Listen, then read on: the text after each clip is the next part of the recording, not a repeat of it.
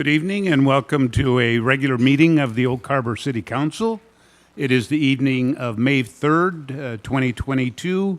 It is 6 p.m. I'd like to call our meeting to order at this time and invite you to stand and join us in an invocation tonight led by Pastor David Parker from the First United Methodist Church. And immediately following, I'd like you to remain standing or invite you to remain standing to join me in the pledge. Pastor Parker. Thank you, Mayor and council members and community members. Join me in prayer, please. Gracious Lord, as our city council, administrators, civil servants, and civic leaders gather tonight to discuss and to discern direction and make decisions for the welfare of our entire community, we come to seek your guidance, your wisdom, provision, and protection for this land, her people, and the many sectors of society represented. We also humbly recognize the historical truth that today we live and work and play on the unceded land of the coastal Salish people. And so may we live in a way that honors their history, respects their values, and repairs our broken pathways to peace. In this week, our nation's day of prayer coming this Thursday, we remember the many sectors of our own society here in Oak Harbor. And so we pray for our local government and elected leaders. We pray for our military base, NASWE, and all related personnel. We pray for our local businesses and regional economy. We pray for our school district, educators, and administrators to empower the next generations. We pray for our first responders, police, fire, and hospitals that stand on guard, ready to serve. We pray for our families and citizens joined house to house and neighborhood to neighborhood. We pray for our media, music, arts, and culture to enrich our lives and to inform our minds. We pray for our spiritual houses of worship and the ministries of our spiritual leaders to guide us with humility and gentleness. So may our city prosper in each of these sectors so that we may be a blessing to our broader community and to the whole world. I ask these manifold favors from heaven to the honor and glory of Jesus' name. Amen. Thank you, Pastor Parker. Please join me in the pledge. I pledge allegiance to the flag of the United States of America and to the republic for which it stands, one nation, under God, indivisible, with liberty and justice for all.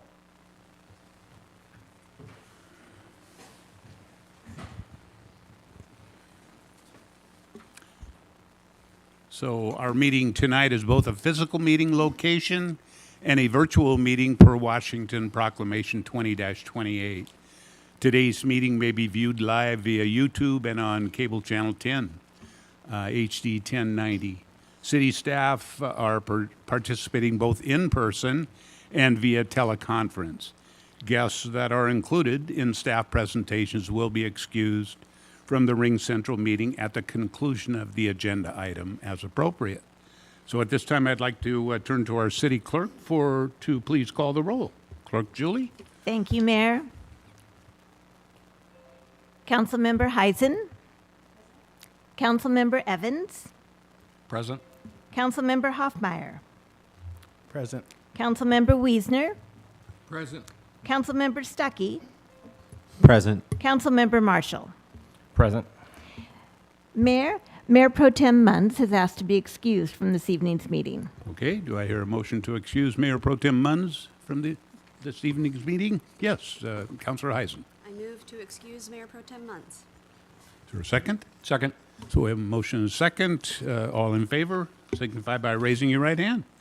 Okay, that passes unanimously. We'll move on to approval of the agenda.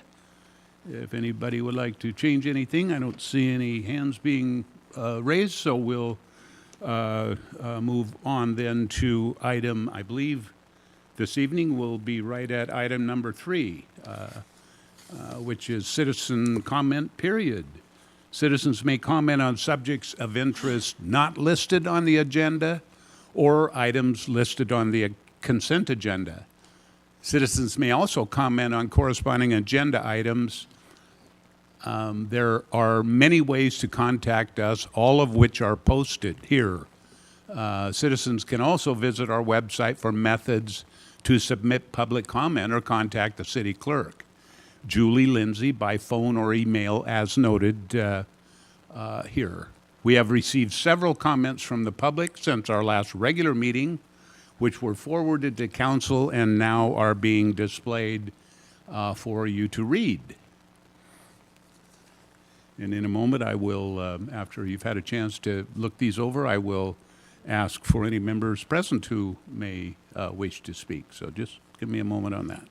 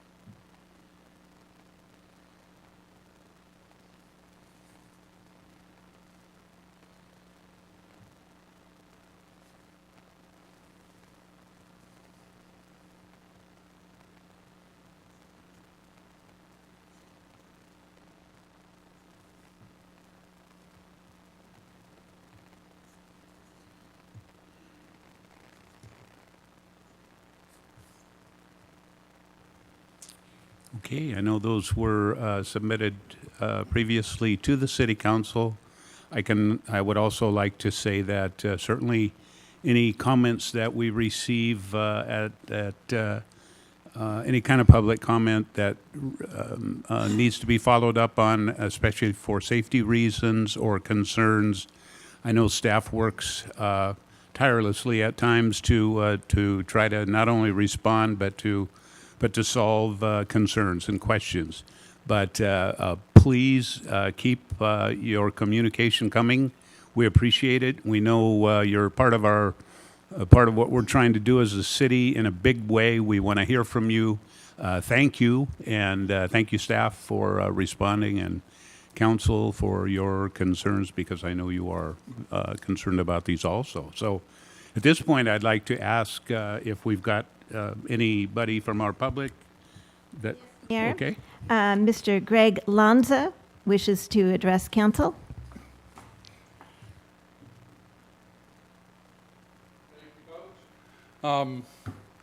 Sorry, I would have dressed up, but I hopped off a hay truck about 5 minutes before I hopped into my truck and came over here.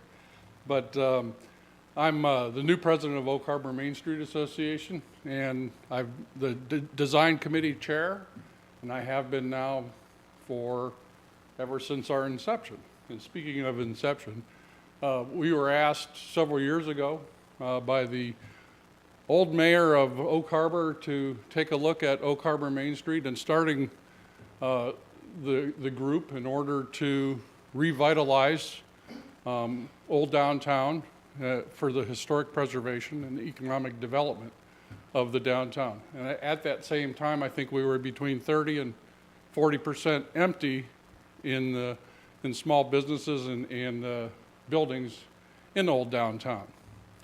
Now, the only thing I can say that was consistent between then and now is the Oak Harbor Main Street Association, and in particular the Design Committee. And all of our committees are important. I felt design was the most important because it helps with bringing the community back into old downtown.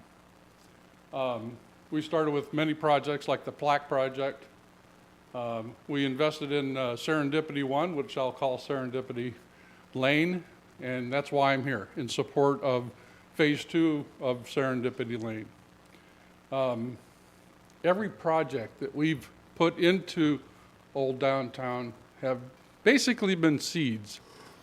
And the reason we're seeding old downtown with these projects is to bring people down here, to have people who visit Oak Harbor or who visit the area come to downtown and shop in downtown and drive the economic viability of downtown. I think Serendipity Lane is important because it's another one of those seeds. It will bring people into downtown and connect them to our waterfront. And I think it's one of the first projects, other than your largest project that you guys did with the park, it's what connects people to our waterfront. And now it's important to keep driving. Businesses are growing. They're coming in every day, more and more businesses in the old downtown area. So again, I'm here for the support of that project. We're ready to help in any way we can. We have put in over $250,000 worth of projects since our inception into our downtown area, and also we've actually are helping businesses to improve with our facade improvement grant to help with keeping things consistent there. So I thank you very much for your time. Thank you, Mr. Alonso, and best of luck to you in the future of Main Street. Thank you. Yes, Julie? Mayor, we have no one else that has signed up to speak this evening. Okay, well, just in case you didn't sign up and would like to speak, you're welcome to do so at this time. Okay. Okay, then we'll move on to item number 4 on the agenda, which is our consent agenda. I believe this evening we have consent agenda items A through C for approval. Is there any? Yes, Mr. Hoffmeyer. Mayor, I would like to pull items C, D, and E off. C, D, and E? Yes. Okay. Then any other? Okay, then that means that items A and B will be approved as presented. Then let's start with item number C, Purchase Authorization Lagoon Dock. Councilor Hoffmeyer? Yeah, my thinking here was, this is a really good thing here. Would love to hear from Sandra Place on it for just a couple minutes, and knowing that the installation of it is 6 months off, that way some people get a chance to hear about it. Okay, yes, Mr. Olborn? Yeah, I think our Public Works Director, Steve Schuler, should be on, ready to come on, and I'm not sure whether Sandra, but I see. Looks like Sandra's picture's up there. Yeah, so then she's ready too. Then. Yeah, she's All ready right. also. Great. Okay. Sandra, are you by yourself here this evening, or Mr. Schuler's probably there? But take it away. Yes, Mayor. Mr. Schuler asked me to present this item tonight, so I would be happy to do that. Thank you. So good evening, Mayor and City Council members. Sandra Place, Central Services Supervisor. I'm going to go ahead and start sharing my screen. Okay. So tonight, I have the privilege of presenting our purchase authorization for Windjammer Lagoon Dock, which is very exciting. Back in December 14th of 2021, City Council approved the T-Mobile grant in the amount of $50,000 to replace our lagoon dock. This project consists of removing the old one, installing a new one. And our new one is going to have high quality materials, safety and ADA compliance, reliability, and it will meet or exceed our safety standards. Just some pictures of the old one. This is just a diagram of what the new one's going to look like with the railings and everything there. Procurement, we went out to the Small Works roster. We actually did solicit 91 vendors off of there, very easy to do via email. 4 bids came back on April 13th. I've included those in your packet. There was, as you can see, the low bid was significantly lower. That's because it's a prefabricated dock. It's called an easy dock. The other ones would be custom fabrication, and they're based off of construction companies versus Evans just does these docks. Project time frame. In the last time we took this to council, it was mentioned that we would have this done before Memorial Day weekend. That is not the case now. It's 180 days after the receipt. It could fall anywhere in between there. So I did up this Microsoft projects just to show you that we could potentially be out into the 1st of November, depending on delivery. And I'm sure that's a broken record for everybody that we just don't know when anything's coming in anymore. But what's nice about that is that we won't impact the summertime when the kids are actually on the Lagoon dock playing. The T-Mobile grant will cover $50,000 of this project. The additional $4,466.09 will need to come from the Windjammer Improvement Project because this is an improvement to Windjammer Park to be able to get us to our $54,446.09 total. We have a motion here for you to use, and happy to turn this back over to the mayor and answer any questions. Thank you, Sandra. I guess since we have discussed this now, I want to make sure we've got no input from the public before the council. Okay? Receive no public input on this item. Okay, turn to council then to see how about a motion? Councilor Hoffmeyer. Maybe you should bring that back up on the, It's okay, I got it. okay? Oh, okay. I move that we authorize staff to purchase a prefabricated dock with install from Evans Marine Solutions in the amount of $54,446.09. Second. Okay, we've got a motion and a second to purchase that dock, and that motion reads just exactly like the presentation. So if there are no other questions or input, that motion was made by Councilor Hoffmeyer, second by Councilor Stuckey. All in favor signify by raising your right hand. That looks like it passes unanimously. Okay, thank you.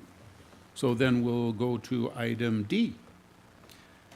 Yeah, my only thinking here was, I think sometimes when the appointments are, part of the consent agenda, we bowl through it and just wanted to give the applicants a chance to speak if they had anything to say, and look forward to appointing Jana and reappointing Alexa.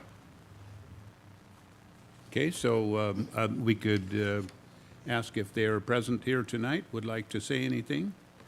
I'm not seeing, oh, yeah, I'm sorry, please. I just wanted to say that I'm very excited for this opportunity, and I look forward to working with you guys and meeting the rest of the park board directors and getting started. So thank you. Thank you, Jana. So that is item number D, to entertain a motion to appoint Jana to the park board position number 2. I move that City Council approve of the mayor's appointment of Jana Warner to the Park Board Position 2 for the unexpired term ending August 1st, 2024. Second. Okay, we've got a motion and a second to appoint Jana to the position number 2 until the end of that term, and that motion was made by Councilor Hoffmeyer, second by Councilor Heisen.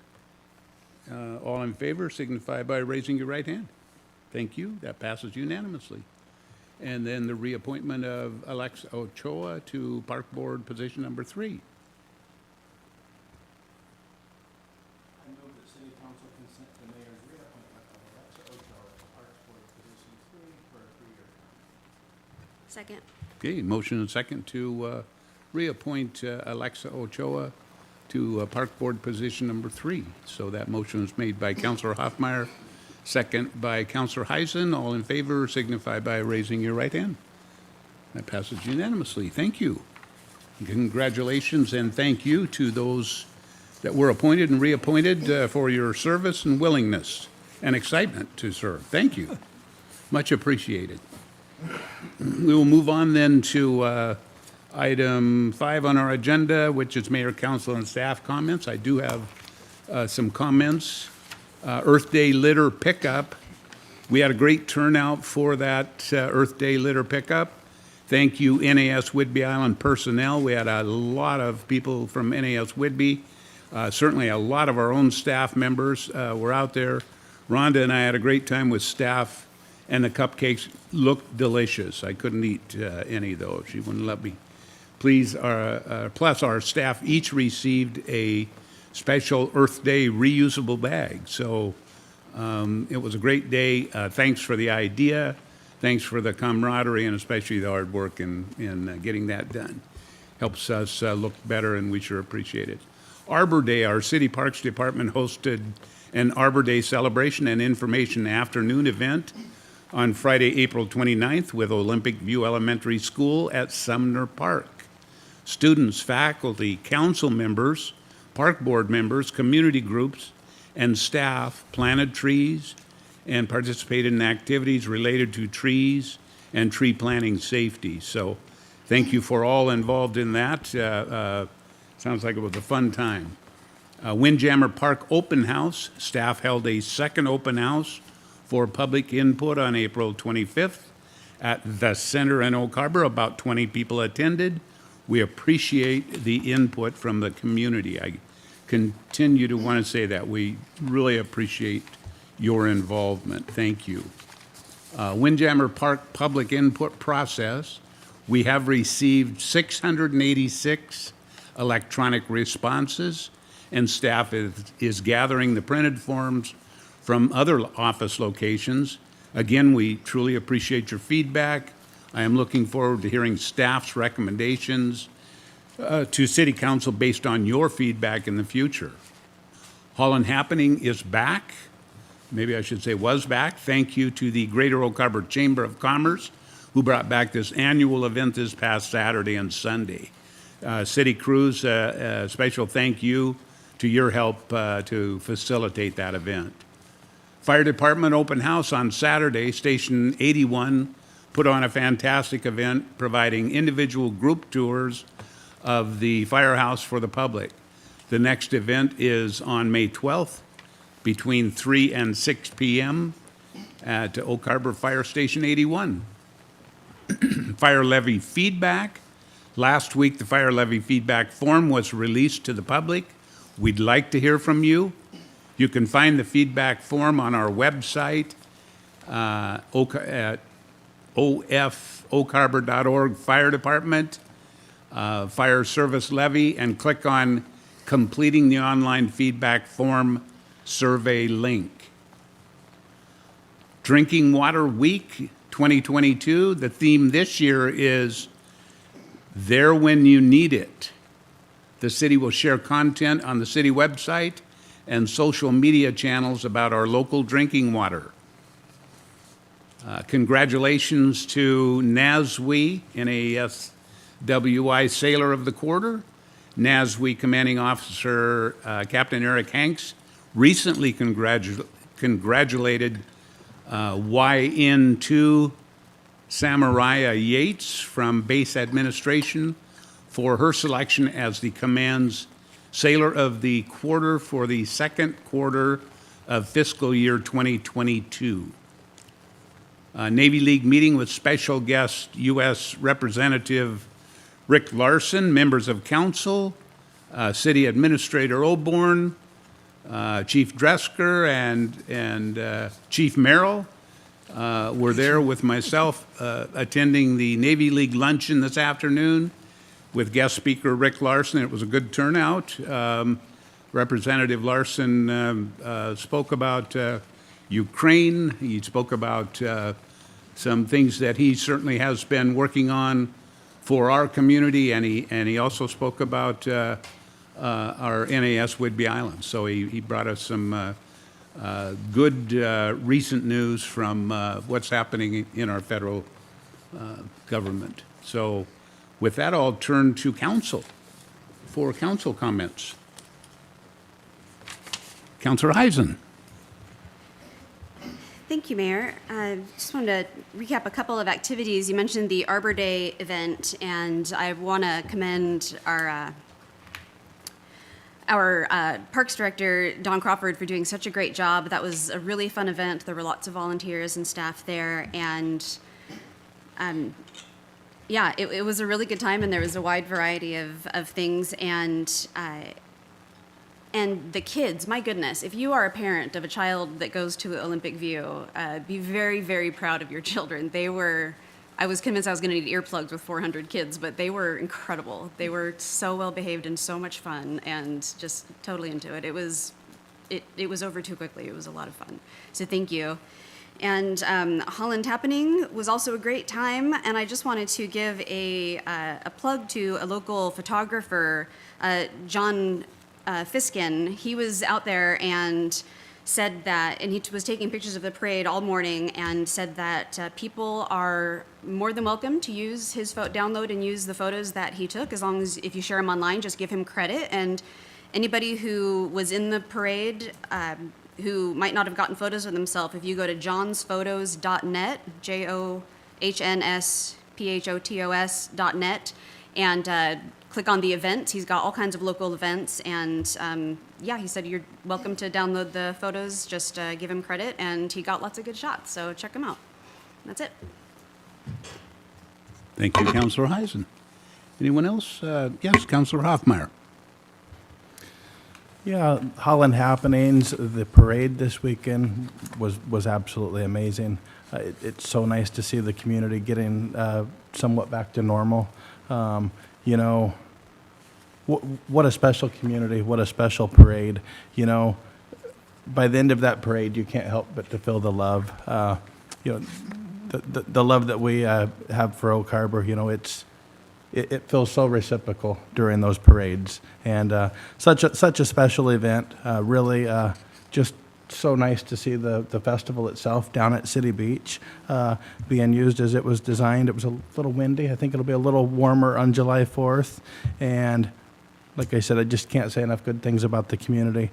The fire department, though, they had this game down there where you'd throw these bean bags at these little wooden fires and windows. I think that's where everybody learned how to throw strikes because every ball that got thrown at that dunk tank hit that little bitty red dot. And a majority of council, 4 of us, kept getting dunked repeatedly. So it's a pretty special event, and thank you. Thank you all. Thank you, Councilor Hoffmeyer. Anyone else for council comments? Okay. Then we will turn to, or we'll go to our next item, right? I can do 2 or 3 items if it's Oh, okay, okay, Mayor, since Councilor, I'm on or, the I mean, agenda there. excuse me. Tonight, sometimes we don't put it on the agenda, Mr. so I want to thank the council for leading by example, at least 4 of you, in participating in the dunk tank. That was quite a chore, and I commend your community support there. The airport, as the city continues to work to support the airport, I will attend a meeting of the county commission tomorrow and hear the proposal from the Port of Coupeville looking to do a relationship and possibly purchasing that. And I think certainly we've supported it in the past, and we want to continue to support the airport as an economic vitality that it brings to the community. So I will participate in that meeting tomorrow at 10. And I think that concludes my report. Thank you. Okay, thank you, Mr. Olborn. Then we'll move on to item number 6 on our agenda. 6A is ordinance number 1948, amending the 2021-2022 biennial budget and ARPA funding. And I think for this evening's meeting, we have our Finance Director, Mr. David Goldman, to present this. Mr. Goldman? All right, thank you, Mr. Mayor. Good evening. David Goldman, Finance Director. This is the 7th budget amendment of the 2021-2022 biennial budget. This is for the American Rescue Plan Act funding allocations. So just to go over what we talked about at the last workshop, there's a total of $6.6 million of American Rescue Plan Act funds that are allocated to the city of Oak Harbor. About $1.7 million have been allocated via prior action by the city council. $4.757 million was recommended by the ARPA subcommittee and discussed at the March workshop. Taken together, that is about $6.45 million, or 98% of total funds. Also, this is budget amendment number 7, because number 6 was originally scheduled in March, but that was tabled to the next meeting in May 17th, to coincide with the CIP. So it's a little bit out of order, but we decided to keep the designation the same as budget amendment number 7 for this. So this is just a reiteration of all the items that we talked about at the workshop. First item is a $65,000 in the budget to fund a limited term economic development position. That's the amount through the end of this year, and the remaining funds will be included in the next biennial budget to fund through the end of '24. $200,000 for the Serendipity Lane project, which I believe was discussed earlier during public participation. There's the details on that, which we went over at the workshop. $500,000 for the citywide enterprise resource planning initiative. About 60% of those funds were included in the budget in the CIP. This would use ARPA funds in place of those funds, and also the proposed cost of $500,000 is more in line with the likely cost and includes funding an additional 18-month temporary staffer to focus on successful implementation. $150,000 towards the dredging feasibility study. That represents half of the estimated cost of the study. And that study is required to move forward with the dredging at the harbor. $300,000 toward the Windjammer Park irrigation and installation project. And those funds will be used towards the cost to reclaim conversion and augment the current system. $20,000 for a police virtual reality training system, and this would complement the previously approved ARPA-funded use of force training system. $130,000 for, well, $109,000 of that amount for a citywide air duct cleaning and filtration system update, and $21,000 of that amount to replace the HVAC unit at the senior center, which is inoperable. That area of the senior center is designated as a heating and cooling center. And also, as we went over at the workshop, there are many areas of the city that have not been cleaned in many, many years, and it's recommended they should be cleaned every 5 years. $880,000 for citywide sewer line replacements. This would use the ARPA funding in place of potential future allocations of sewer rate funds. $325,000 for the sewer slip line replacement project. That would also use ARPA funding in place of potential future allocations of sewer rate funds. $250,000 for the Northeast Regatta Drive replacements. This would replace asbestos cement pipes between East Whidbey Avenue and Northeast First Avenue, and that would utilize ARPA funding in place of potential allocations of water rate funds. The previous two were wastewater rate funds. And $1.5 million for steel and asbestos waterline replacements. Again, this would use ARPA funding in place of potential future allocations of water rate funds. It would replace steel and asbestos cement pipes throughout the city's distribution systems. And there's more information contained in the packet, and we also went over this at the workshop.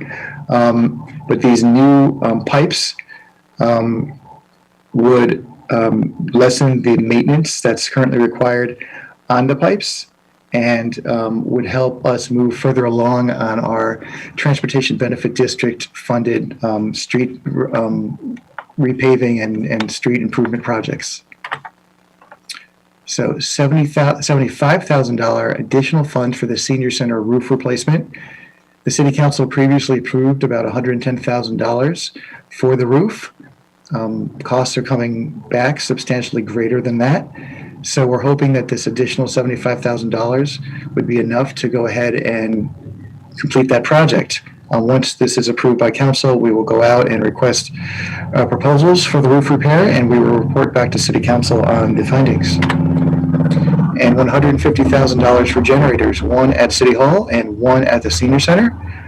There's no permanent generator at each location. This was the most cost-effective option that was explored.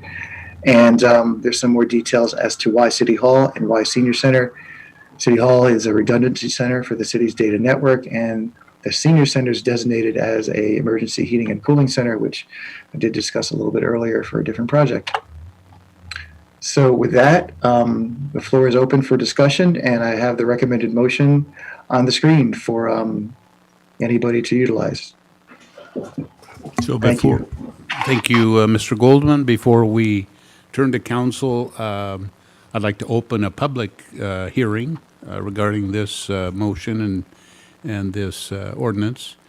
And I'd like to verify with our city clerk that we've received no input from, That's correct, correct? Mayor. We've Okay. received no input on this item. okay, no public comment received on this item. So with that, I guess I'll close the public hearing and turn to council for questions, comments, or discussion.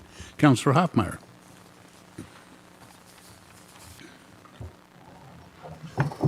I had a motion, but we could allow a discussion first if Okay, let's If there's make one- sure that we've got, yes, Councilor Marshall. Thank you, Mayor. I appreciate the work of the ARPA subcommittee and taking the time to put these things together. I agree with 99% of what's in here. The one thing that I'm having a hard time with is fully funding the Serendipity Lane, the $200,000 for Serendipity, especially since we're only giving the marina half of what they need, and we own the marina. You know, that's. I think I would fully support giving Main Street, and I support Main Street 100%. I'm a past president myself. I would support giving them $100,000 that they could then leverage towards matching grants or other opportunities to fundraise, and then use that additional $100,000 to put in to install the Portland loos that we currently have sitting at Public Works and put them in Flintstone Park and use that money rather than trying to pull that money from the general fund in a future time. And then that way, when Serendipity Lane is complete, we do actually have a functioning bathroom that people could walk down to in a park then that is a little bit more functional, at least. Right now, it's kind of hit and miss with the bathrooms, from what I understand. They're closed at times because we have some issues. And so we have the Portland loos. I think that we should authorize the money to install them, and I fully support giving Main Street $100,000 for Serendipity Lane. So then they can use that and leverage that money towards what they need to finish the project. Thank you, Mr. Marshall. So I see, let's give everybody an opportunity here and then see how council wants to move forward. Councilor Heisen? Thank you. I agree wholeheartedly with Councilmember Marshall. Definitely functioning public restrooms downtown need to happen sooner than later. And I'm curious, with the permission of my peers, I would like to hear from someone from Main Street if there are any plans to do anything to enhance the stairs by the statue of Mr. and Mrs. Barrington there by Alfie's. I don't know if that's on your project list or not, or if you guys would mind if... Is that okay? Sure. Please. Come forward, Margaret. I believe that property is owned by somebody else. It's not owned by the city. And so I think it would be their responsibility to, I don't know if Alf owns it or Reedy's or whoever owns that property, but it's not our property. It's not and that's not city property as far as I understand. So that's not one of our projects. Okay. Thank you. Thank you. Thank you, Margaret. And I have just a clarifying question. The language about the marina dredging, it says dredging of the harbor. Is this a study about dredging the harbor or the marina? Those are two different projects. It's just the marina. Okay, thank you. Okay, any other questions? Councilor Heisen? No, sorry. Okay. Thank you. Okay, Councilor Evans. Thank you, Mr. Mayor. So the Economic Development Director or Coordinator position I'm struggling with. We've got a lot of work to do in the city before we're going to be able to start attracting people to our city. And yes, we can invest $65,000 out of this ARPA fund money, but that's going to put us on the hook for $212,000 in the next budget. I don't think that as a city, we're in a position to be making that kind of investment right now on that position. I'd much rather see that money put into the sewer and water line corrections, which will be a massive benefit to the city. And again, as you saw in all the other fundings for the water and sewer lines, it's going to be reducing those potential rates that would be coming forward to repair those in the future. So I would definitely like to see that happen. I'm also struggling with Serendipity Lane. $200,000 is a lot of money. I also drastically support Main Street. I'm also a former president of the organization. However, we've got a lot of work to do in this city. And that money, I think, is something that we really need to invest in our infrastructure that's struggling here. So I would like to see some ideas for that. The last piece that I'd like to make a comment on is on the $500,000 for the citywide enterprise resource planning initiative. We've got funding in there for an 18-month temporary staffer. Would it make more sense to have that company provide us their assistance from a staffer at a rate rather than bringing somebody in-house that then we have to terminate down the road? Yeah, I've gone through this before. Oh, sorry. No, go ahead, please. I hear an echo. Yeah, I've gone through this before at different places where I've worked, and they are going to be providing you people. They are going to be providing you with trainers, and they're going to be providing you with folks that will help from their end. But it's vital to ensure that you have somebody on your end who can look out for your interest and make sure that the software is customized to exactly how you need it, and also someone to coordinate among all the different areas of the city to ensure that people show up to the trainings, that people provide their input, and that the project just moves forward in the way that it needs to move forward. I mean, it's always a shame to have someone on board and have to let them go after 18 months, but I've seen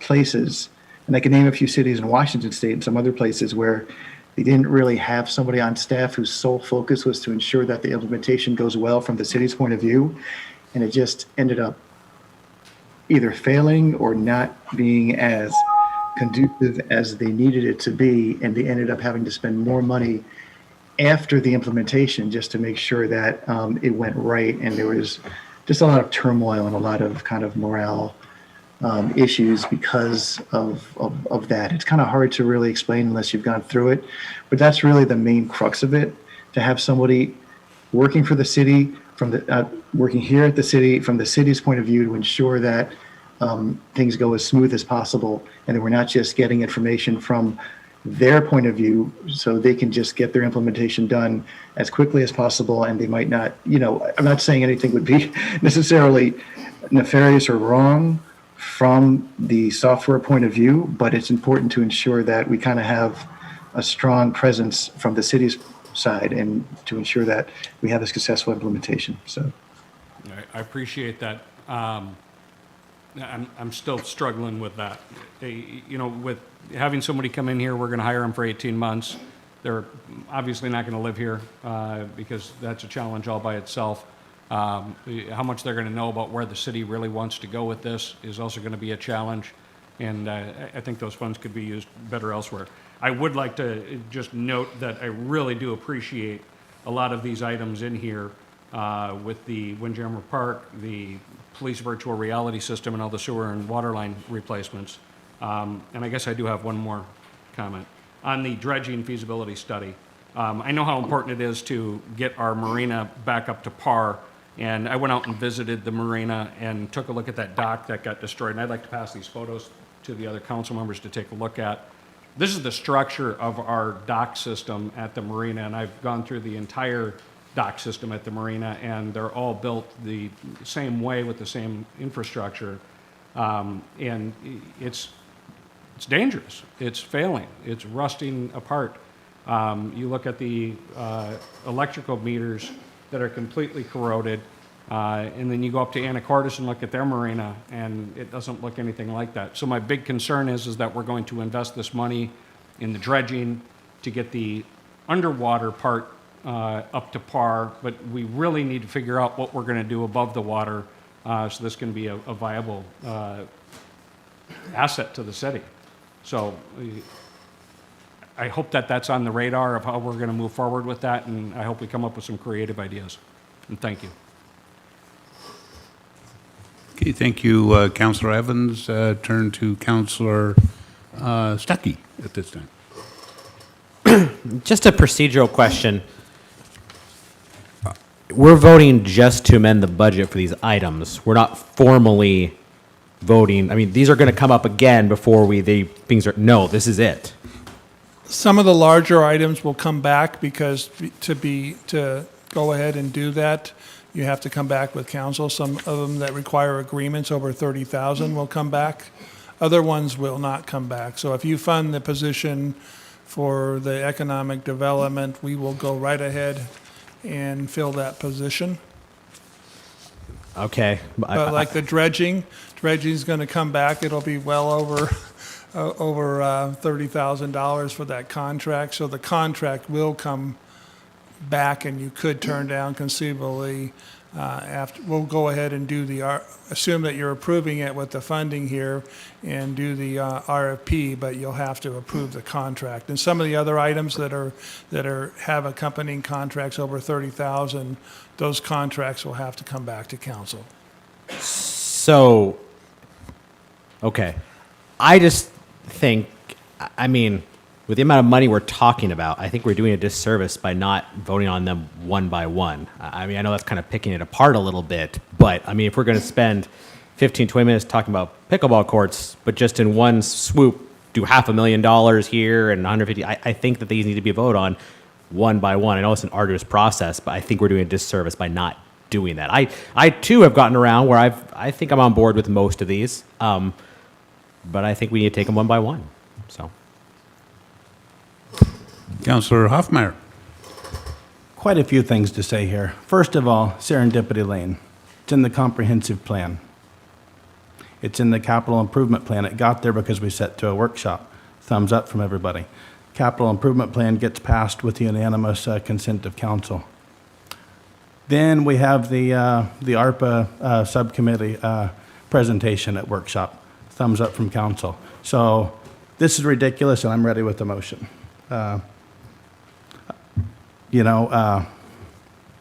Very, very honored to serve on the ARPA committee here with two other fellow counselors. Just an honor to work with them. Really, our finance director, is so good at his job, and to be able to defer to somebody like him with experience implementing new computer systems, for instance. So anyway, I have a motion. I move to adopt ordinance number 1948, budget amendment number 7, amending the 2021-2022 biennial budget and adopt an updated wage and salary schedule and plan of classification. So we got a motion that, I'll second that for discussion. we have a motion and a second that reads, I believe, exactly like the recommended action in our packet. Motion was made by Councillor Hoffmeyer, second by Councillor Wiesner. So let's continue with more discussion. Councillor Wiesner? Thank you, Mayor. When it comes to the Economic Development Coordinator, I just want to remind everybody on the council as to, I guess, what the thought justification of that during the ARPA discussions were. I've been a city council member for just over 4 years now, so I've been through 2 biennial budgets, and I've been through 5 work sessions, I guess now retreats with the council. And both biennial budgets, the Economic Development Coordinator was a priority on those budgets. They were placed in the budgets. They made it through the first set of budget cycle, and finally, when it comes down to the end and we had a place we had to trim, that's what had to go. We just didn't have the funding to do it, but it was important enough for 2 biennial budget cycles to end up in the budget and make it almost all the way to the end. This last work session that we had, economic development, and planned economic development, I think, is really what most of us were talking about, right? We weren't just talking about it just happening. And yeah, I mean, I guess we can keep kicking the can down the road, but if we want economic development to happen, we're going to have to do something about it. I mean, other cities are. I mean, we are competing with other communities when it comes to bringing in businesses, when it comes into bringing in developers. And this is the way things are done these days, from what I'm being told. And when I talk to people in other cities that are getting these hotel chains that are coming to town and building and are getting, very specific and intentional with the type of development they want in their community, and it's actually happening. They're building out pads with the intention of certain businesses filling those pads, and miraculously those businesses are filling those pads. And when you ask them, well, how did that happen? Well, we went out and we found them, and we sat down and we talked with them, and we saw a mutual benefit. And so, up till now, we have laid the job. We felt the job was important enough that somebody had to do it, and so we've laid it upon our city administrator, and we've given him, I think, a $30,000 annual budget towards economic development. Again, being typically one of the number one things that come up at each of the workshops the last 5 years. So, obviously, we're all going to end up having to, or at least the majority of us are going to end up having to agree on this particular thing, right? But it just seems like, since it keeps coming up over and over again, and it's always been something we didn't move forward with because we didn't have the funding for. That was always the stopping point. It was at the end of the budget. It was time to balance that budget, and what can we remove? And gosh, we don't want to remove services from our citizens, and we don't want to remove our fire department budget or our police department budget, right? So what went away was economic development coordinator. I think we have an opportunity now to fund this. I actually like the concept that we're talking about funding this for this year, and then we have to talk about it again at budget cycle. It gives us an opportunity to see what's out there and understand what a real, true economic development coordinator, somebody who that's what they do for a living, not somebody who thinks they can do that, but somebody who has a proven track record, somebody who has the connection, somebody who understands where do you go when you want to talk to several major hotel chains about coming to your community and building a convention center, and actually has those contacts to pick up the telephone and make that phone call. Those people are out there, and the only way we're going to find out if there's a person out there like that that's willing to come to Oak Harbor for what we're willing to pay and do this job of helping us move the city forward intentionally, rather than just having it happen, is obviously to go out and try to fill that position. And then obviously council is going to have an opportunity then to look back at that and look at that quality of the applicants and the people that come in and decide for sure that this is a position to move forward with. I just look at some other things, the economic development coordinator, we've always talked about, obviously, some of the difficulties we have communicating with developers and how time-consuming that is for our staff, for our engineers to sit down with each developer and have conversations, and our building officials and our planning department and our planners and our senior planners. And, obviously, this is a position that I think could help streamline some of that process and bring everybody together and be kind of that middle person that's kind of getting it done and helping it moving forward. So, I think it could also pull a load, like I say, off of some of our individual planners and those folks who I know are, in meeting with people with questions about doing development in Oak Harbor and coming to Oak Harbor all the time. And I think we could, pull some load off of them with this individual. And we've never had that engineer, in the building department, never had that dedicated engineer. So, there's that separation. Engineering's over there and building's over here, and this could be that middle person. So I just wanted to point that out. I just wanted to remind everybody of the history as to why this came up at the ARPA committee.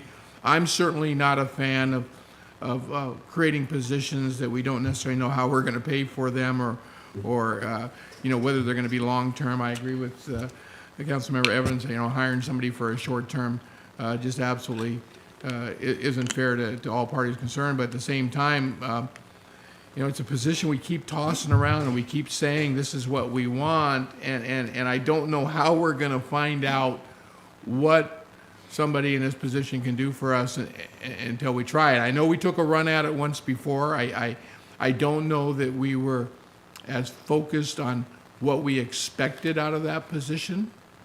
I think, with the seven of us up here, I think we know what we expect out of this position, right? We expect to actually see something happen, right? We expect to see a professional economic development coordinator who knows what that position entails and knows how to perform that task.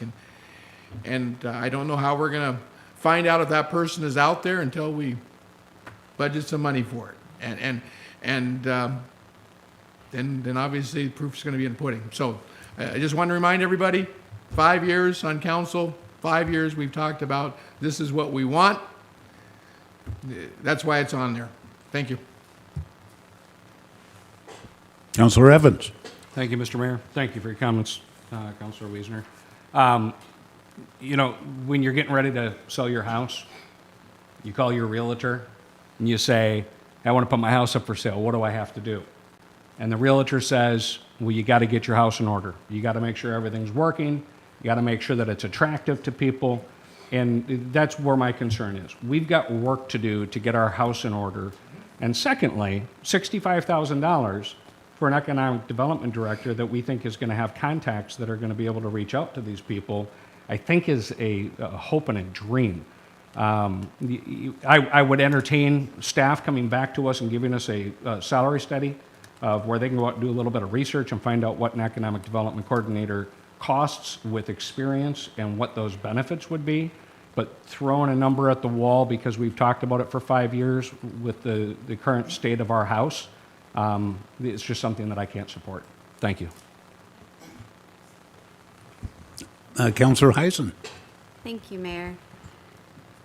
Yeah, this is one of those things that I'm one of those fence sitters on, and the temporary position was kind of a compromise. There were council members that felt very strongly that we needed one, and council members like myself who were pretty lukewarm about the idea and weren't sure if we wanted to commit to adding a staff member. And so we thought, okay, well, what if we went into it with the idea that it would be temporary, someone to kind of, get us out of a lurch, and then if it turns out that we can't live without that person, then we can make it permanent. And so the title economic development, it's the whole nature of it is kind of ambiguous. And so I think that that's why there's been some hesitancy to commit. So, if this did get cut, I wouldn't be brokenhearted about it. But if we do end up finding somebody and hiring somebody and, and it's life-changing for us, then I certainly want to give that option a chance as well. So I'm choosing to, at this time, support the temporary position and to be optimistic about it. Thanks.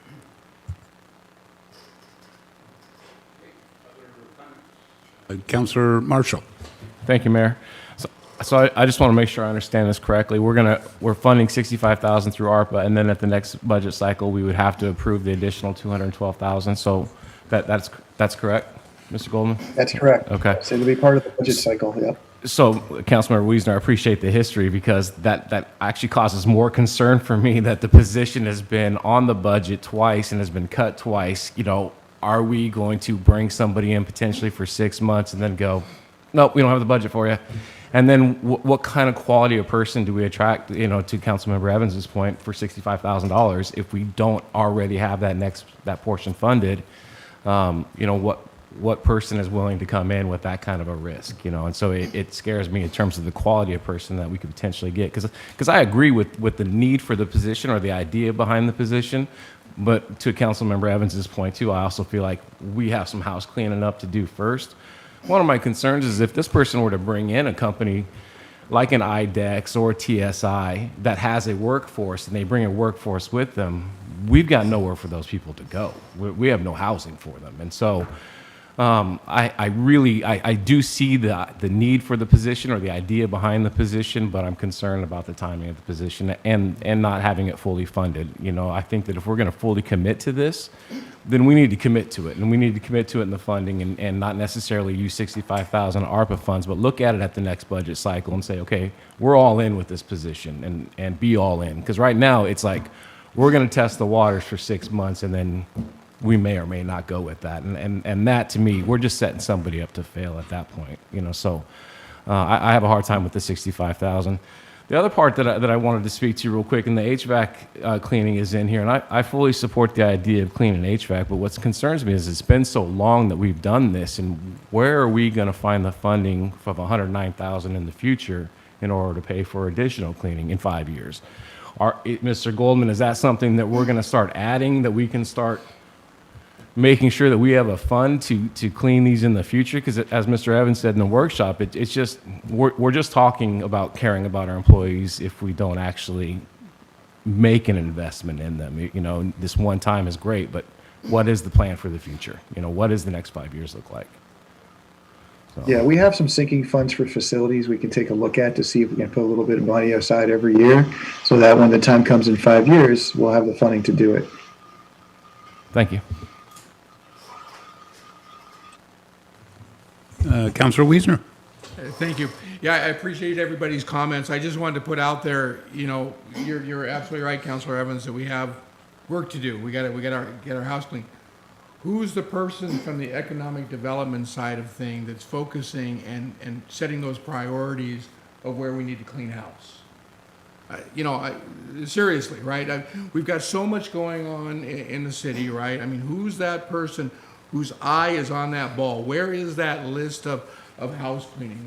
What items are most important? What items do we need to start with? And what's the end goal by doing that? And what's going to be the end result? And what's it going to do for us, right? Because obviously when you've got 1,000 items in front of you, who's that person picking those top 10? You know, and so again, I'm going to respect everybody's decision here. You get it. We're all adults and we can agree to disagree, but there is a step that has to be taken, right? And you're absolutely right. There's things that need to be done, and if we think we're going to do that with existing staff, but we're going to do it differently, well, then somebody's got to come forward with those changes. And you know, either we need then to dig in and provide different instruction to staff of doing something differently than what we're doing currently. Otherwise, we're just going to continue doing exactly what we're doing.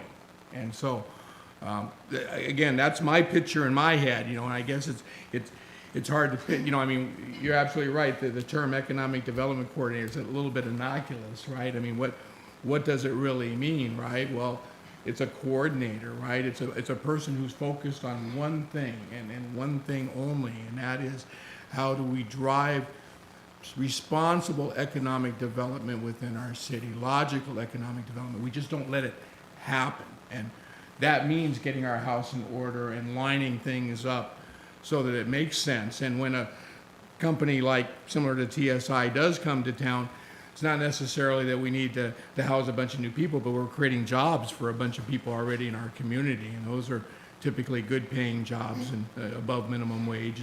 And I think the community would love to see another TSI come to town with those great paying jobs. But how do we get them here? And how do we revise our codes to make it so a company like that would want to come here? And that's where I'm at with that. And again, I appreciate everybody's comments. I know it's always hard, right, when we're talking about adding something to a budget. I think everybody up here is pretty darn frugal, right? And you know, this is big money, and we do take it very seriously. And I appreciate everybody thinking around it, but I just, again, wanted to share my history and my thoughts, and you know, if it doesn't happen now, you get it, it's going to be the discussion at the next budget, and I think we're all going to see each other and say, yeah, it's probably worthwhile, and it's going to go on that budget item, and you know, hopefully we can eventually move this forward, because it's one of those items we're kicking the can down the road. Other communities who have done similar to this have done pretty well. I mean, we've been in a pretty robust economy. We've got a lot of businesses out there building, and a lot of communities competing for those businesses. And so the longer we wait, I think the longer we're going to be waiting for those right businesses and those right economic development opportunities to come in the community, because we need to be out there actually courting those folks. Thank you. Councillor Stuckey. So again, just going to the motion, we are, you know, the ARPA subcommittee did their job, and that is a tough job to do, because no matter what you come up with, there's going to be issues with something. You're talking about millions of dollars. There's going to be issues. There's going to be a gripe about something. And again, just going back to this motion, I've gotten to the point where I agree with most of this. To Hoffmeyer's credit, he's done an amazing job on Facebook breaking it down for people, and a lot of people have actually been positive on things that I thought that they wouldn't be, to be quite frank. I just think we're already discussing individual items. I think we're doing a disservice by not voting on them. I don't mean to tie this up with red tape. I'm not saying let's take 6 months and vote on each item. I'm just saying let's take a night, a couple hours, and vote on each thing. We're already discussing it. And if we're going to spend millions of dollars across multiple projects, we're just doing a disservice by just saying, let's go. I like speed, I like efficiency, but let's take a couple hours and just vote on line by line. Most of them will probably be pretty routine, but some may not, as we see. So just in regards to the motion, my vote based on this motion we're going to vote on is just based on that. I just think we need to do it one by one. I agree with most of it. I just think it's doing a disservice by not doing so. Councillor Evans. First, I agree with Councillor Stuckey. We should be doing these one at a time. And in regards to the economic development position, you know, what do we need to do to get our house in order? Well, I think we've started. We've got a fantastic council in place right now that really want to do the work of the people. Second, we just brought in Steve Schuler, our new Public Works Director, and a lot of our house cleaning is going to come from Public Works. We've got work to do to get our sewer lines repaired, to get our water treatment facility working at 100%. We have work to do that the Economic Development Director, again at $65,000 a year, is not going to be an expert. Say that again? Okay. Point being, we have work to do before we can bring somebody else and throw them into the mix and hope that they're going to know what they're going to have to tell us to get us there. Yes, we do need economic development in this city. I agree with that 100%. I don't think that this is the time for this, considering where we're at. And I'll leave that at that. Okay, Councillor Hoffmeyer. I agree that these line items should be gone through one by one, but they have been by the ARPA committee with the capital improvement plan, the workshop, 5-hour workshop. We went through these things line by line. We unanimously approved the capital improvement plan. We went through the ARPA committee recommendations up here line by line in another 4 or 5-hour workshop. It's not this ugly to make sausage, and I hope that the question will move. Okay. Thank you, Councillor Hoffmeyer.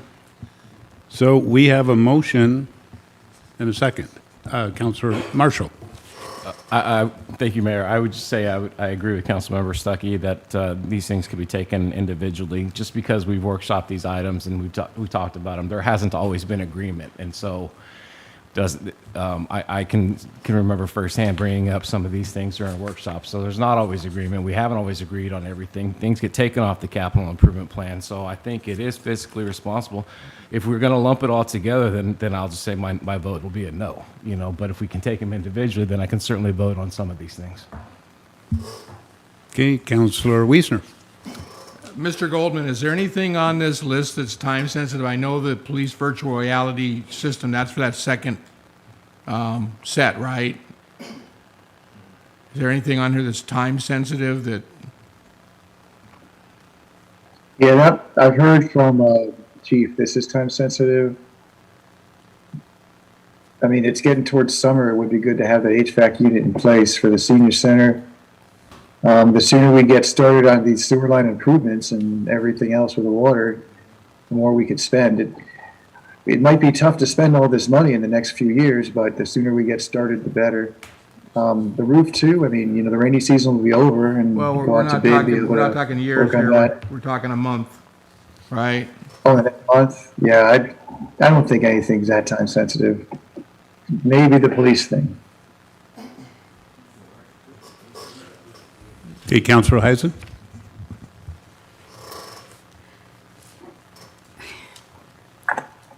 In the interest of not continuing to kick the can down the road, I'm wondering if, and we have a motion on the floor to, approve the amendment as a whole, if there is something in particular that someone has a question about, whether it's the Serendipity Lane or the Economic Development Coordinator, it seems like we're hung up on a couple of things. I think that the most expeditious thing to do would be to make a friendly amendment to pull. If there's something that we think needs further discussion, we can pull those two things off, just like we do the consent agenda, and then approve the rest of the list so that staff can move forward on the other things, rather than holding everything over to go through one by one, because, Mr. Hoffmeyer is right.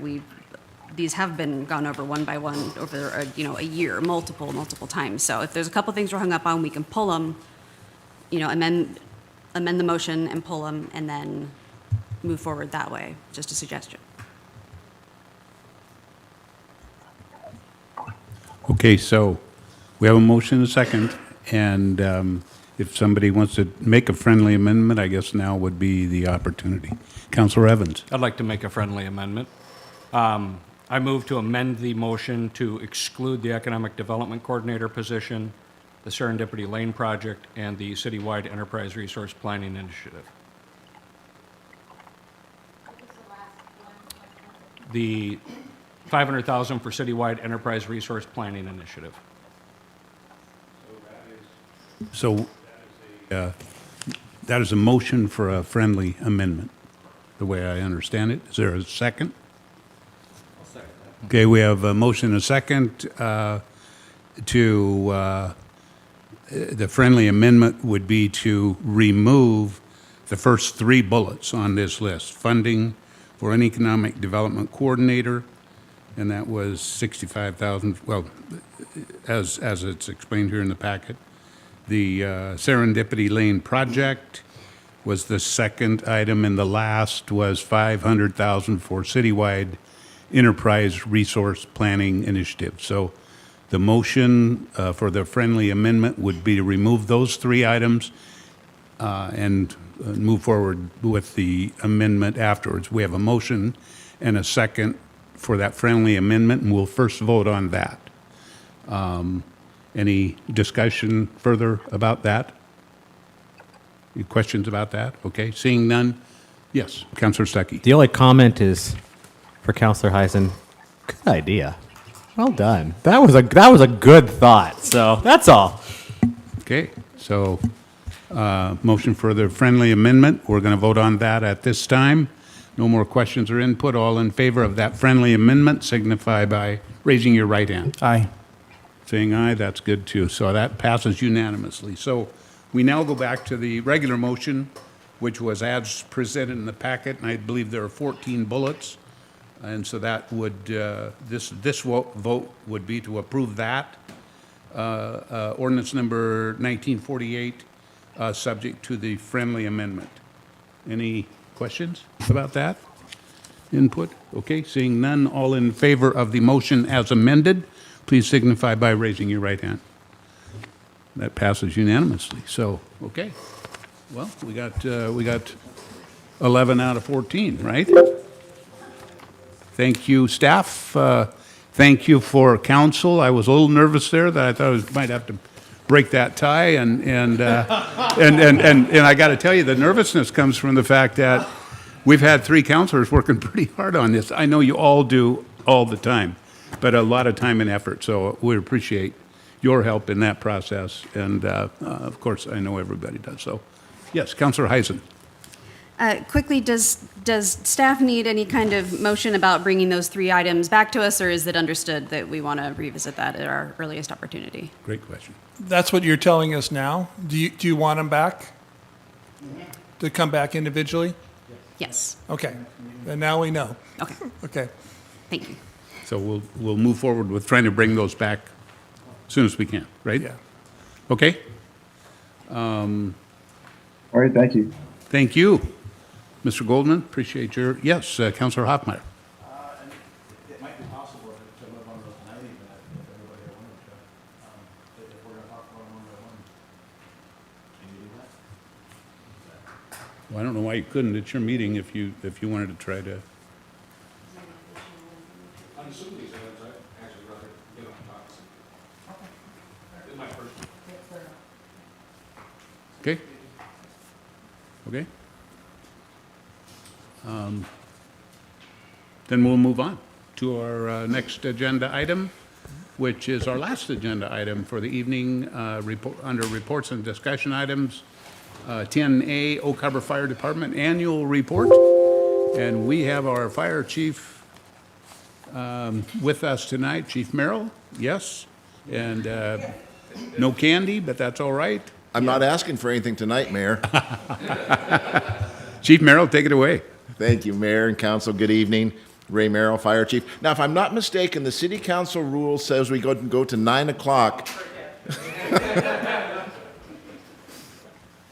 So, I am here to discuss our annual report from 2021. And throughout the presentation, if you have any questions, please stop me and ask.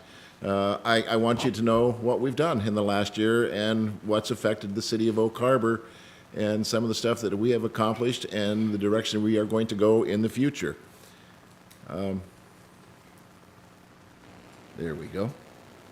So first off, I get to give the report, but I certainly have to give the credit to Angela Bronstein for putting the report together.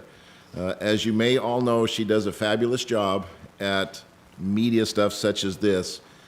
She's very talented. We pass on the information to her, and then all of us at the department know just to walk away.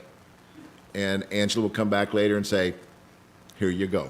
So thank you, Angela, once again. She does do a fabulous job, and you have seen results of her work. So we have been serving the citizens since 1929, when we first started in a barn way back when. And if all goes right, and I'm stretching here for a second, I hope to be here when we have our 100th anniversary. I'm hoping. We'll see. So we know that we serve 9.7 square miles, give or take a little bit. You've seen some of this stuff before. We've got a population base of a little over 24,000. We do protect $2,526,249,219 worth of property within the city limits of Oak Harbor. That's a lot of stuff to protect. Our calls per capita is 16.9 per capita at 1,000. Our insurance rating is still a Class 4. As you know, we're going to be going for a re-rate in August of this year. We're going to do our darndest to stay at a 4, but I absolutely cannot guarantee it. We'll see how that comes out. And we had no civilian deaths or injuries this last year. But we did have some fires that we're going to talk about here in just a little bit. Mr. Hoffmeyer, did you have a question? Oh, I thought you were raising your hand. I'm sorry. So in 2021, we had 1,520 calls for service, and that's a 12% increase over the last 5 years. You can see kind of some spikes and some valleys. We had an 8% increase over 2020. 2020, of course, as you know, when COVID came around, we saw a change in our responses, and then in 2021, we saw a pretty good increase of 8%. So we take a look at what kind of calls for service did we have? Where did we go? What did we do? What did all that call add up to? Fire calls, we had 64 fire calls. Of that, 13 of those were structure fires. 7 of those were in the city. The rest of those calls were mutual aid calls that we went somewhere else to assist either NAS, North Whidbey Fire and Rescue, or Central Whidbey Fire and Rescue. So that's part of our island-wide mutual aid agreement. Our ladder truck does occasionally respond to Central Whidbey for commercial fires, which we did this last year a couple times. We did have 7 cooking fires, 3 vehicle fires, some dumpster fires, and some other fires. That could be an electrical arc that's sparked, sparking power lines, calls like such as that. We did have 1 explosion, but with no fire, and the call came in, a vehicle exploded. And we got there and steam was pouring out of the radiator, and the radiator blew apart and hoses blew off, and yes, it did explode. Graciously enough, it was not a fire. As you know, with our EMS, we have a contract with the hospital where we go secondary on EMS calls, and we bill the hospital for that service about $121 per call when they call and ask for our services. We did go to 129 motor vehicle accidents. We did 11 search and rescues. We had some EMS that weren't motor vehicle accidents involved. That's where maybe somebody stopped off at the fire station, had a problem, and then we had some other incidents that there was nowhere else to code it, so we coded them as an other in EMS. Hazardous conditions, you can see that we had 18 electrical problems of some sort in somebody's structure. We had some gas or oil spills, natural gas leaks, carbon monoxide problems, and then you may have noticed last year there was a couple times we had a little bit of wind that came through.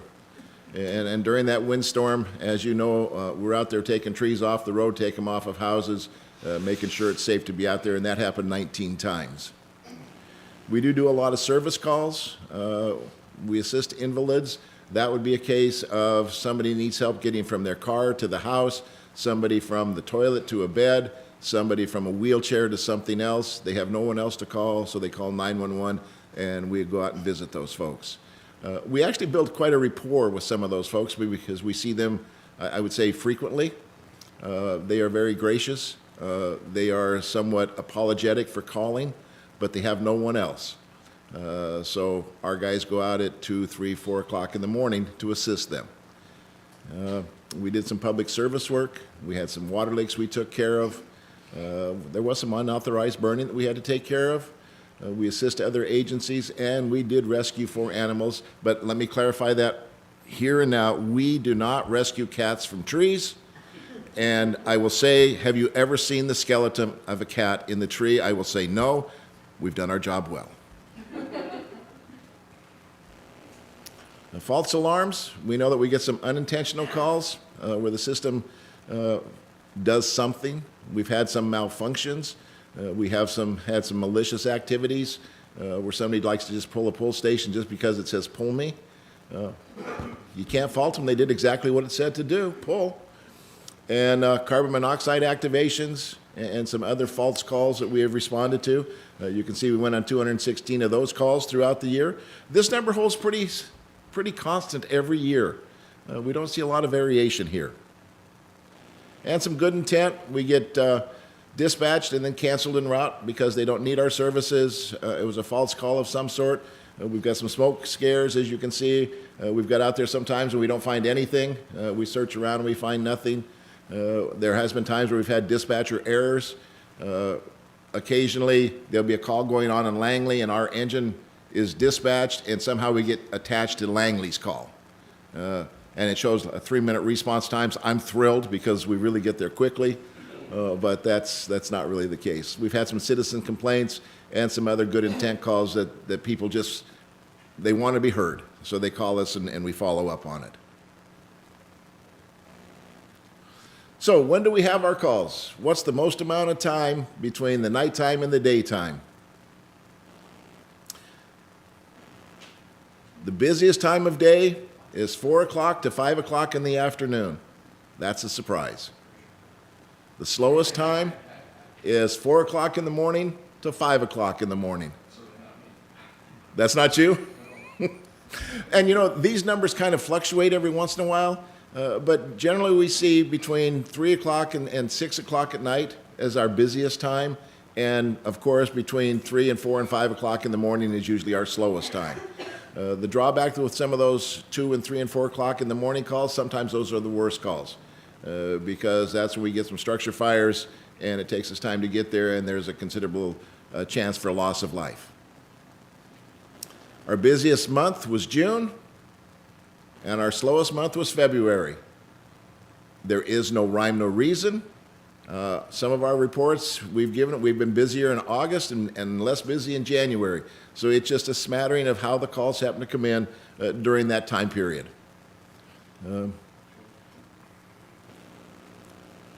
Our busiest day is Wednesday, and our slowest day is Sunday. And again, that is not consistent year to year. There is no rhyme nor reason. It's just how the call volume comes in. So this is the one that concerns me. And Mr. Wiesner, you asked me about this a couple years ago when I told you it was 11% of the time, and you were asking what kind of calls were those? Because I told you we had 11% of overlapping or concurrent calls. I believe this was in last year's report. So you can see that we did 1,520 calls, and 254 calls were at the same time. This year, now this could have been because of weather conditions. There was a couple of these times that we were already on a fire and another fire came in. There were some medical calls that came in. There was times that we were sending a single person on a single response to a person that was unconscious. To me, that's just not acceptable. It's just not the right thing to do. But we've seen an increase in overlapping or concurrent calls, up to 17%. That is a lot. That means we were already busy on one call and somebody else needs help. We take a look at our average response time. Now, I want to clarify this just a little bit. This is an average. And if I said that we went on 10 calls and all of those were within 1/8 of the mile of the fire station, except one that was 3.5 miles out, that person way out there is waiting a long time for help when you look at our average response time of 5 minutes and 10 seconds, which is an improvement over last year. But since 2017, we've had an increase of 46 seconds. And I'm going to go a little bit deeper when I get into talking about the quadrants, so you can see where we're going and why these times change just a little bit. And you can see how our increase of response time has been because the distances we are traveling.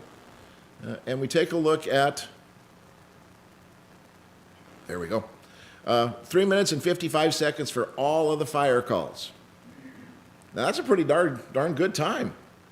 But how close were those calls to our station? How many times were you just happened to be in the neighborhood when we got responded or dispatched to a call? When we take a look at what the standard is that the council has set at 5 minutes, we're well below that 3 minutes and 55 seconds.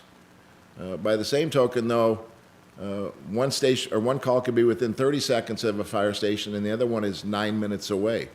I shudder to think about the people waiting 9 minutes for help to arrive because that 9 minutes seems like 90 minutes when you're watching your house burn. Our response time, we're hitting 63% of the standard by NFPA 1710 standards, and our turnout time is 42 seconds. Now, when we talk about turnout time, and I've talked about this before, the amount of time from the time we get dispatched until our first vehicle gets on the road. Remember, we have a crew of 3 or 4 in the station. If they're already out on one of those calls and a secondary call comes in, we're waiting for our people to get from home to the station to be able to turn out to the call. And that's why that response or that turnout time is lower than the national average of what it should be. When we take a look at medical calls, 5 minutes and 4 seconds. The council has established a 4-minute time for medical calls. And you see we're at 5:04. And when I break down a little bit into the quadrants, you're going to see why. Our response time, we're hitting 52%. Our turnout time, 44%, for the same reasons as our fire calls. So when we take a look at the quadrants, the northwest quadrant, we had 191 calls up there. 13% of our calls are in the northwest end of the city. You can see our average response time to the northwest is 6 minutes and 44 seconds, and we have 5 structure fires in that quadrant. 92 medical calls, 4 hazardous calls, and you can see the other between the service and the other calls. Our next busiest was the southwest quadrant at 456 calls, 31% of them. You may remember last year, our southwest quadrant was the highest call volume of everything. Every statistic in here was the highest. Our response time was 5 minutes and 35 seconds. We had no structure fires in the southwest quadrant this year. You can see that we had 252 medical calls. And then you can see the remaining calls, hazardous, service, and other. Northeast, 461 calls, or 32%. Response time, 4 minutes and 28 seconds. We had 13 fire calls in that area, but only 1 structure fire. And then you can see the medical calls, and you can see the remaining calls as they're listed there. And the southeast, 356 calls, 4 minutes and 23 seconds for the average response time, which would make sense when you consider where the location of the fire station is on Whidbey Avenue. 1 structure fire, 176 medical calls, and you can see the other calls, how high that was at 111. But we take a look at the medical calls. When you look at the southwest quadrant, 252 medical calls. And if you look at the demographics of the city, a lot of the, I want to be very careful here, a lot of the more senior citizens live over in that neighborhood. So we get calls for any number of things. We take a look at community risk reduction. How can we reduce the risk within the city? When we take a look at our commercial occupancies, there's 1,025 of them that we will at some point inspect. We conduct live fire inspections on those buildings. We use it as a tool to make sure that the building is safe for the public so that we can identify any hazards that are inside of that structure, again, to make it safe. The intent is we want to keep businesses in business, and we don't want them to burn. We also use it as a time for us to go in and do pre-incident planning, to know what's inside of the building, where it's located, so that if there's a fire there, we know what's there and we can protect ourselves better. And it also helps in insurance rates. Last year, we were able to inspect 640 occupancies for a 62% inspection rate. Some of the reason, it was just difficult to get into some buildings. Of course, with the COVID, we reduced the amount of times we were going into buildings. And we did 56 re-inspections when we found something wrong. So we spent over 348 hours doing occupancy inspections for life safety. You can see what our common violations are: blocked or locked exits, fire extinguishers that are expired, hood and duct systems, fire alarm systems, sprinkling systems that are required service, extension cords that are misused or used incorrectly, addresses not posted, and some fire lane maintenance. Some of the stuff is very easy to correct. And again, this deals with life safety. And we try to work with the businesses. I'll tell you, way back when we first started this program, there was all kinds of resistance for life safety inspections. Because as business owners, you all are going to say, this is going to cost me money. The fire department's going to come in and find all these things wrong, and it's going to cost me money. And now, and one of my captains is here tonight, I would say for the most part, the business owners are happy to see us come in. They know we're not out to cause problems. We're trying to reduce the potential for problem. And so I think we've got a very good rapport with the business community. We did 8 new occupancy inspections throughout the city,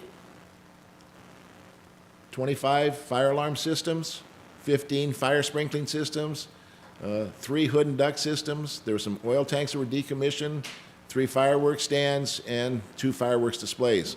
So the 2 numbers on the top are kind of misleading. If we only did 8 new occupancy inspections, why was there 25 fire alarm systems?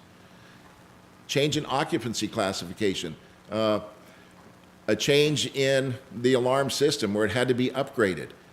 changes to what the building was being used as. Or you may have a fire sprinkling system, a hood and duct system, and a fire alarm system all in a new occupancy.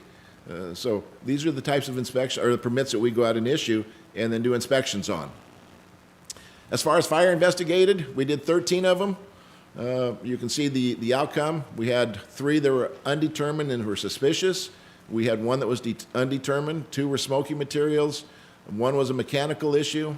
2 was the overheat electrical circuits. And 3 were combustibles too close to structures. And we did do 1 arson investigation that we proved was intentionally set, and it was a fire in Central Whidbey's area that we did a very in-depth fire investigation. It was a suicide with an arsonist cover-up. And we went in and investigated all that for NCIS and Navy.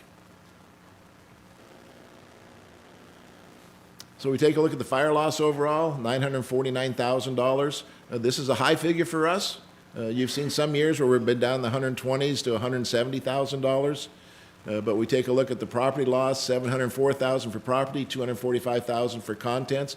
As you may remember, last year a large apartment building, actually 2 of them ignited, and 1 building was about an 80% total loss. So that's another reason why this number is a little bit higher than normal. We do maintain fire hydrants. We go out and inspect 911 fire hydrants in the city on an annual basis. Spend 228 hours doing that, and you can see the breakdown of fire hydrants by the quadrants. And you notice that southwest quadrant, those numbers keep growing every year. The southeast quadrant's pretty fixed because there's not a lot of new development going in, but we continually see more and more hydrants in the southwest quadrant. As far as training goes, we provided 1,451 hours. You can see the ticker tape on the bottom of all the stuff that we've trained on. And even with COVID last year and the reduction in people coming in for training on a routine basis, we still provided 5,800 hours of training to all of our staff. We do provide training to the public. We do CPR, first aid, and AED courses. We do host the infant car seat checks that's put on by Safe Kids Northwest. They come in and utilize our facility and then show people how to properly put in their car seats. There we go. This one's kind of fun. I don't know who gets a bigger kick out of going out and changing smoke detector batteries or putting the smoke detectors up for our senior citizens. This has got to be an annual ritual for us. And I don't know who it's more fun for, if it's our guys or if it's the people that we go visit, but it seems like every year pies, cupcakes, cookies seem to come back more frequently year after year. And I know some of our folks have been out and just chatted with the people. It gets to be a community event, but I think it's a very good event, keeping the seniors off of ladders so they don't fall. And our guys get to go in and interact with those folks and have a good time. And I think Paul would agree with that it's just kind of fun. The first time we did it, we thought, oh, this is kind of, and this last year, let's go, it's time. Let's get out and go do this. So it's a good public service that we do. And as you know, we're involved in community events. We were highly involved in COVID vaccinations last year with the number of people that we saw and vaccinated. Fireworks, National Night Out, safe trick-or-treats, stuff that we do throughout the community. I like to believe that we are very community involved and very community minded, and we want to participate with stuff with the community. Last year we did do a fire training burn. Those of you that have participated know how much fun these are. They could get a little warm, it gets interesting. But it's a really good time. We do invite our neighbors to participate. You can see that there's us, Navy Region Northwest, in this case, North Whidbey Fire and Rescue, Whidbey Health EMS, our own police department, and the Sheriff's Office. And prior to doing our burns, we do multiple training exercises. The cops have used the buildings for search and seizures, for rescues, for entries. That's how the sheriff gets involved. So we like to share, when we get a building, we like to share it with everyone so they get good training out of it as well. And just an idea of, what we're doing and the types of fires that we get to go in. And this is absolutely the best training in the world if you want to go into live fire training, an acquired structure, and be able to go in and take care of it. So a little bit on staffing. We hired 6 entry levels last year as paid on call. We hired 2 lateral entries. We had 9 people that did resign, that left the department for a multitude of reasons. Some got moved, some got orders elsewhere. A couple refused to get vaccinated, and by the mandate that came out from the governor's office, they had to resign. We had one of our career firefighters that decided to go to work at Bellingham. So good for them. And then we had our actual 2 remaining volunteers resigned because they could no longer participate. So years of service. We take a look at our firefighters, and Mr. Evans, a couple weeks ago we were talking about attrition rates and how long we kept people. When you take a look at this, 23 of our firefighters have got less than 5 years of service. And we're going to break it down here a little bit by career versus paid on call. One of our careers is less than 5. 3 of them are 5 to 9. One has got 10 to 14 years in. And from what I've heard, there's some older folks that have got more than 20 years in the service there. I can't say for sure, Blaine, I can't say.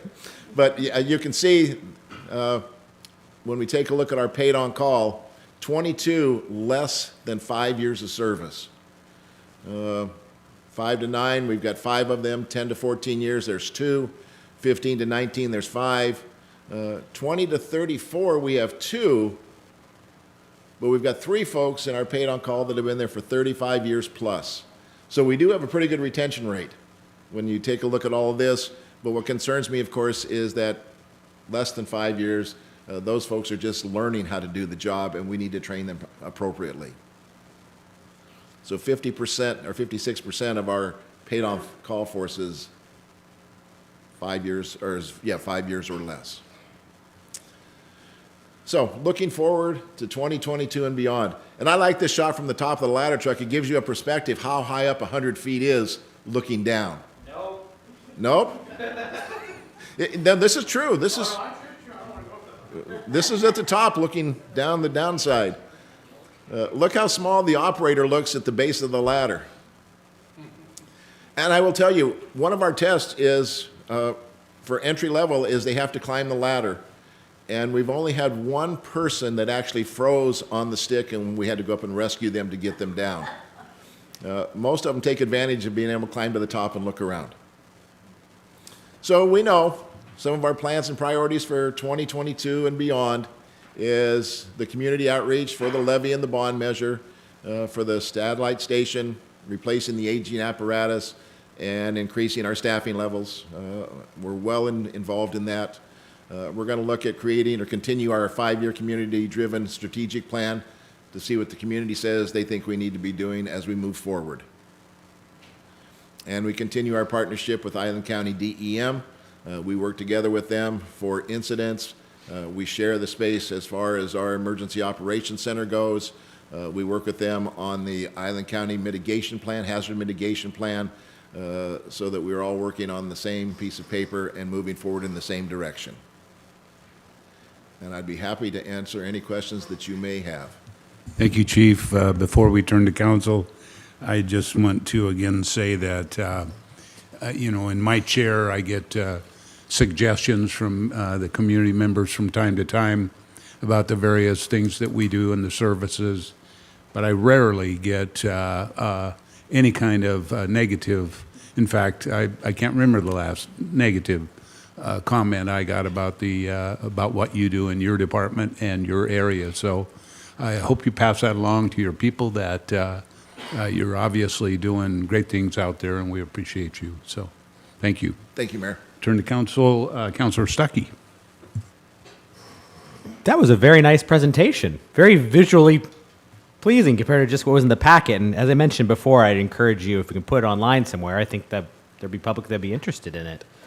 I kind of chuckled with seeing the unintentional and the malicious fire alarms, since my 6-year-old son sometimes runs around the funeral home and has pulled at least 3 times. So at some point, that's got to be malicious. My only question is, I saw there was a category there was complaints. It looked like there was only 4 of those. Is that one person complained about a burn on his neighbor's yard, or what's considered a complaint? Is my only question. That would be a neighbor complaining about another neighbor. They don't want to take care of it themselves, so they call us, and we go out and settle the dispute.